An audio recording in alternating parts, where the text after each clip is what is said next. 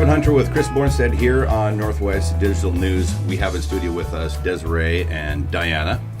And you guys were actually local heroes of sorts, even though you said you're not. It's okay to call them heroes. Yeah, but when I think when people hear the story, we'll agree that there was an opportunity for you guys as local citizens to get involved and do something good in the face of disaster for somebody in our community. So you guys last Thursday were driving along Ocean Beach and you discovered smoke. What happened from there?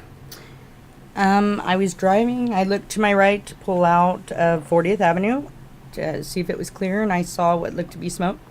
We were going to take left. My mom was in the passenger seat, and I said, "Mom, that looks like smoke." And she said, "I don't know, Des. They're doing construction down there." And I said, "Well, let's go see." And we went down there, and as we got closer, saw that it was a large amount of smoke. So I pulled up on the sidewalk and threw the car into park. 35 miles an hour. Yeah. Drove right up on the sidewalk. I And did. In my truck. I did. And I jumped out of the car and told my mom, I'll be right back. And I jumped out and just saw that there was nobody there, no fire department or anybody there. I was trying to find out if there was people in the house. At that point, the fire looked to be coming from a back area, a back window. I went over there, broke the window out where the fire was, turned off the electrical panel, which is immediately where the fire was. And we kicked open the back door. There's a back door to a shed or another granny unit of some sort to see if there was anybody back there. And then I looked to the end of the driveway and saw what was obviously the person that lived there, very upset, on the ground, crying that something or somebody was in the house. So I went up to her and asked her, who's in there, how many people, and she was very, very upset. Probably in shock. Absolutely in shock. And she started naming off names, and I kind of grabbed her by the face, like, "I need you to answer me. How many people are in there? How many, what's in there?" And she didn't give me a number, so I turned around and I went back and to the front door, and I put my shirt over my face, tried to go in there. I couldn't see anything. I asked for a flashlight. Of course, nobody had one handy, and I had already turned off the electrical panel, so I couldn't see anything. I got down low, tried to make my way through the house. I didn't know the layout of the house. So I only got about 5.5, 6 feet in there before it was consuming the house, and I couldn't go farther in. And I came back out, saw that the fire department was there. So, just like, whew, fire department's here. I saw the owner. I told them all, there was 2 women there and 2 children at that point. Told them all to go into my mom's truck. Just go into my mom's truck. I was trying to get an answer so I could let the fire department know if there was people in there or what. Just trying to console my mom. She took over and consoling them. There was propane tanks that were alongside where the construction is going on. It was right on the corner where the construction was happening, and got those out of there. Firemen, I don't know at what point, but I realized that they were animals she was talking about that was in there. And at the same time, I remember turning around and seeing the firemen come out with a dog, a big dog. They took the dog, was did not look alive. They put him on the ground. They had EMTs working on him.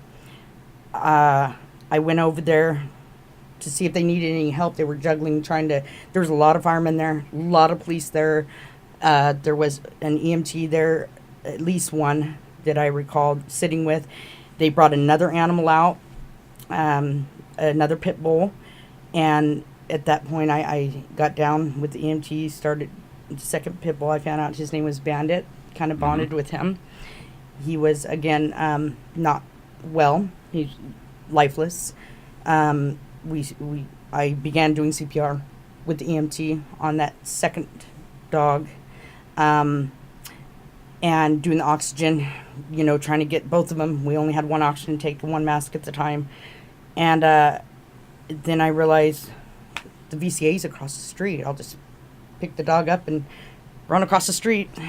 The dog was a big dog, Bandit. And as I look up, they brought a cat out and laid the cat down. There was nobody else around, just me and that EMT. So I was pulling soot out of the cat's mouth. I forgot to mention that we did that with the dogs as well. The cat was soaking wet, not breathing. Pulled soot out, put the mask over, started doing CPR, and I'll tell you, it is way different to do CPR on an animal than on a person. Mm-hmm. I can imagine. Much different on a cat than a dog. So no, I did not breathe in the cat's mouth because I wouldn't have known how to do that.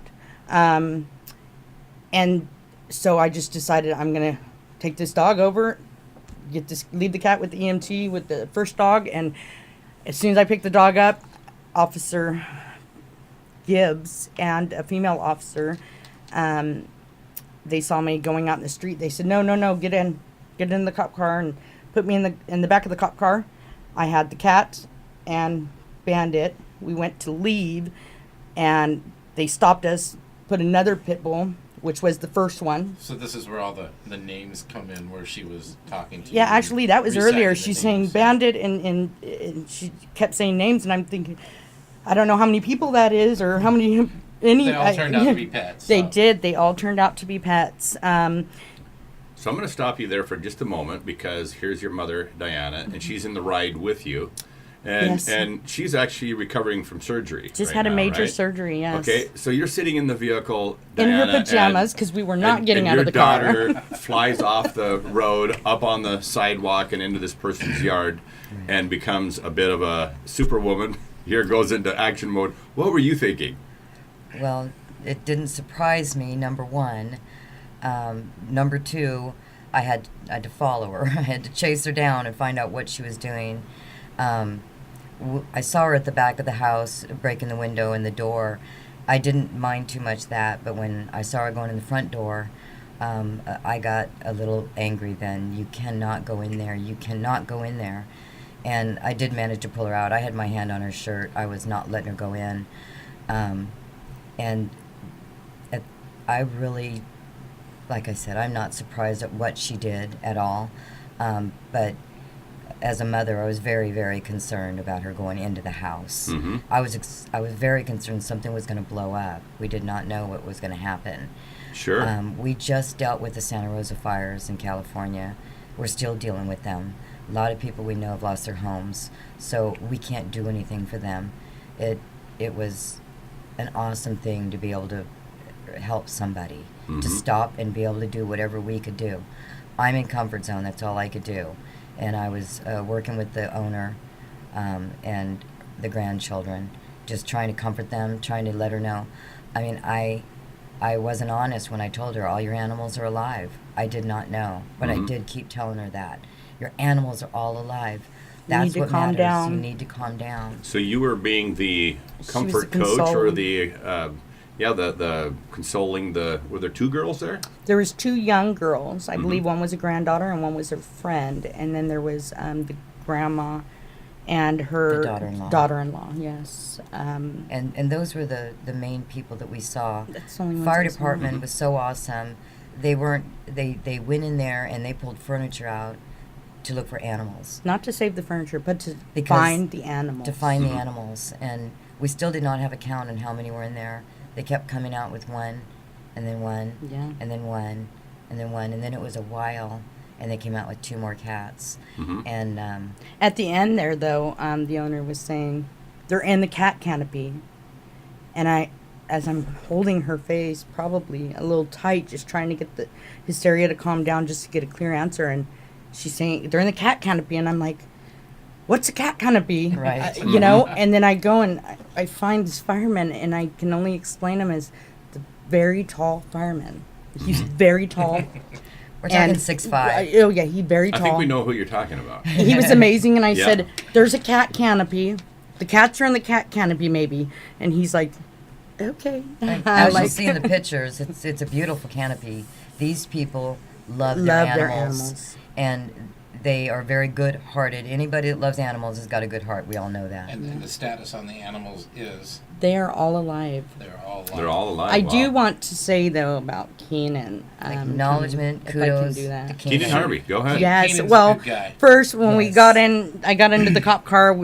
It was just going to be me, the pit bull, and the cat.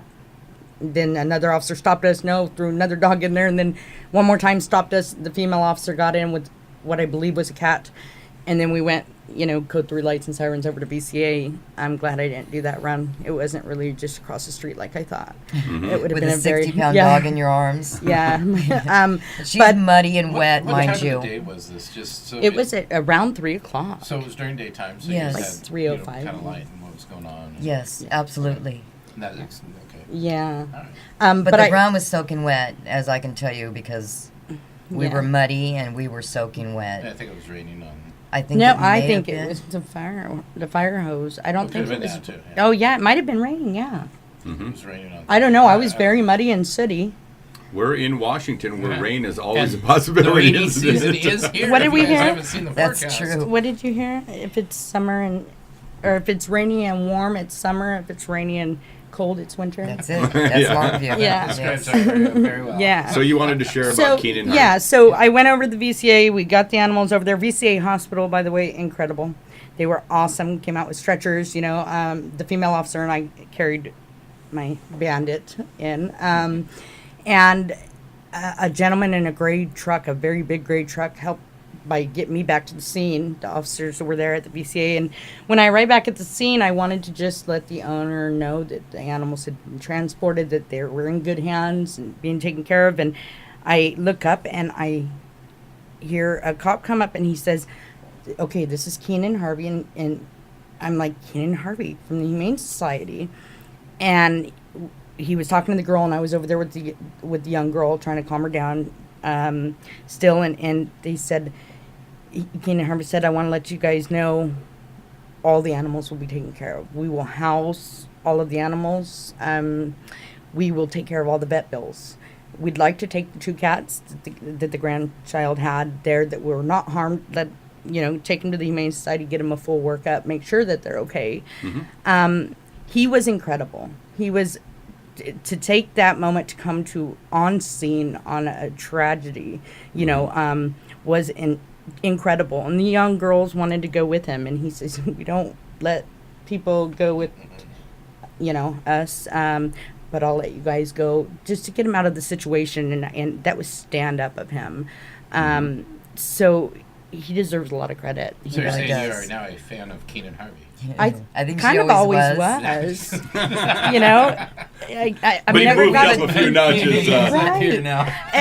You just don't too often see somebody from the Humane Society come to a fire. He's awesome. They do a You know? tragedy all the time, and they don't go to sites. Right. And I often, do I'm believe, sure. I'm positive that somebody from the Family Health Center arrived. I know there was a pastor that showed Right. up. Did they send the chaplain out, maybe? No, They showed up. I- They saw the fire and stopped. Oh, okay. At the end, I saw a trooper come and ask if Yeah. they wanted help with traffic control, but the Family Health Center arrived, I believe, and started offering resources or giving them. Maybe it was. I just saw the Family Health Center badge, So it was an incredible opportunity for the community to come together and help this family, and we kind of skedaddled out of there, and But now I'm finding. I did go back the next day, and all the animals are alive. That's great.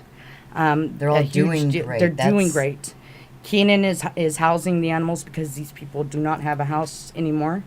They are displaced. Yes, they lived there for 8.5 years, and now they need to find a home. And I'm hoping to maybe find somebody that can give them that opportunity. They have move-in costs. They can afford $1,200 a month. They have income. So if you're a landlord and you're watching Right. our show, Please. who would they contact? They would contact. You can they either contact myself, Please, the radio station. Desiree Mendenhall on Facebook.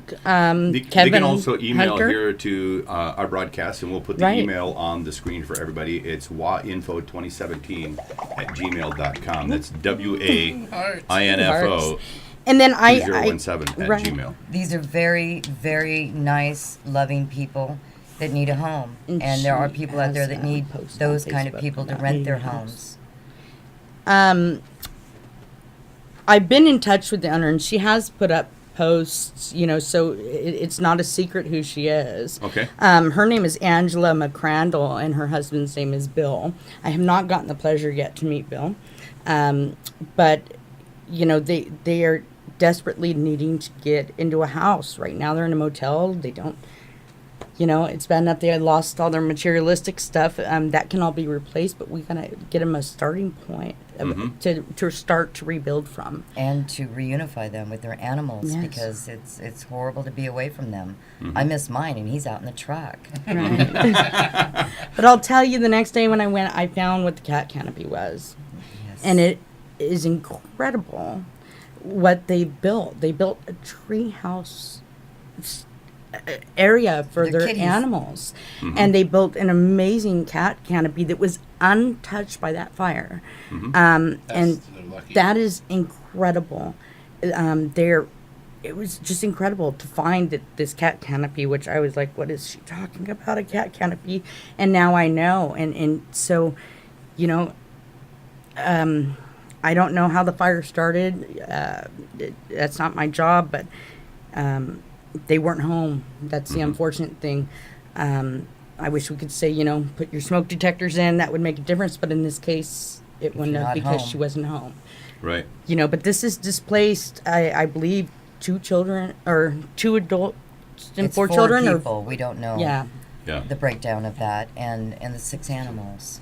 Yeah. And they need to reunify. And despite the fire in their house was immaculate. And Clean. This cat canopy, I'm sure you'll show it. It'll be on the screen, and everybody can see that. That's pure love. This is actually a family that we've driven by unknowingly many times Yes. since we moved here 3 years ago. And at one point, they had a beautiful swing set that they had built for sale outside. And it's like, they are artistic, they're hard workers. She's a grandmother. She put on here, she's just a mama and a nana who likes to putter around in the yard and take care of home. But she has nowhere to call home. And her husband, it seems like an incredible guy. They just need that stepping stone. So. Well, thank you so much to both of you for Thank coming you in for and sharing having your us. story. And you are both great examples of how many awesome people there are here in our community. And that's why I wanted to share the story, because people need to know that there are a lot of Desirees and Dianas who feel obligation to help when people in the community are suffering or have a catastrophe in some fashion. And there's so many good people around here that step up and do things like this. And so wanted to share this story with our viewing audience. And again, if you have an opportunity to help the family, we'll put that information on the screen as well, and how you can get in contact and step up and help this family in any fashion they can. Thanks again to both of you for coming in. Thank you. One more thing. The community's been great. They don't need any other donations. Right. At this point, we have all come together. It seems as though they have everything that they need. They just As need a far as place to put it. donations, they just need a Place house. to put it. Just So need a I place just to wanted call to home. confirm that. That's correct. That's right. That's right. Okay. Thank you, guys. Thank you. All right. On behalf of Chris Bornstead, I'm Kevin Hunter. Our guests have been Desiree and Diana. Thanks for joining us.